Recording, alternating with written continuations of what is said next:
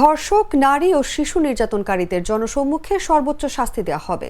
তাহলে আর কেউ ধর্ষণ, নারী নির্যাতন করার সাহস পাবে না বলে দাবি করেছেন নারী অধিকার আন্দোলন। এছাড়া বিশেষ ট্রাইব্যুনালের মাধ্যমে এবং শরিয়া আইনের ভিত্তিতে বিচার কার্য পরিচালনার দাবি করেন তারা। আজ বৃহস্পতিবার জাতীয় প্রেস ক্লাবের সামনে নারী অধিকার আন্দোলনের উদ্যোগে আয়োজিত মানববন্ধন থেকে এ দাবি জানানো হয়। মাগুরায় ধর্ষণের শিকার সেই শিশু সহ দেশব্যাপী নারী ও শিশু নির্যাতনের প্রতিবাদ জানাতে বিভিন্ন বয়সী নারী ও শিশুরা এই মানববন্ধনে অংশগ্রহণ করেন।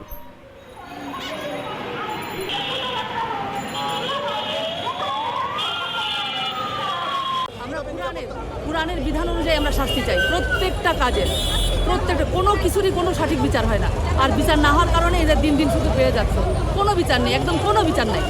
ওদের ফাঁসি চাই, আমি যারা এইসব কাজ করছে ওদের ফাঁসি চাই, আর কিছু চাই না। আমি পাইলে ওদেরকে জুতা পিটা করতাম, শয়তানের বাচ্চাদেরকে জুতা পিটা করতাম। আমি শয়তানের বাচ্চা, ওদেরকে মা বোন নাই, ওরা কি কিছু কেন? ওরা পশু হয়ে গেছে কেন? ওরা পশু কেন?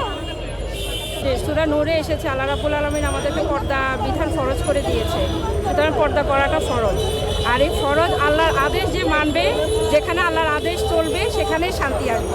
আমাদের দেশে আইনের ব্যবস্থাটা খুবই দুর্বল। আইন প্রয়োগ ভালোভাবে হলে এখানে এই ধরনের অরাজকতা হতো না, এবং আমরা এই আসিয়া হত্যার বিচার চাই। লাল সবুজের দেশে নতুন রঙের বেশে ঘরে বাহিরে সাজানো বলকে রেইনবো রেইনবো রেইনবো পেইন্টস রে সাশ্রয়ী দামে দেয়াল রাঙায় রেইনবো সবার রং সবার ঘরে ঘর rainbow Rainbow Paints, the color of joy.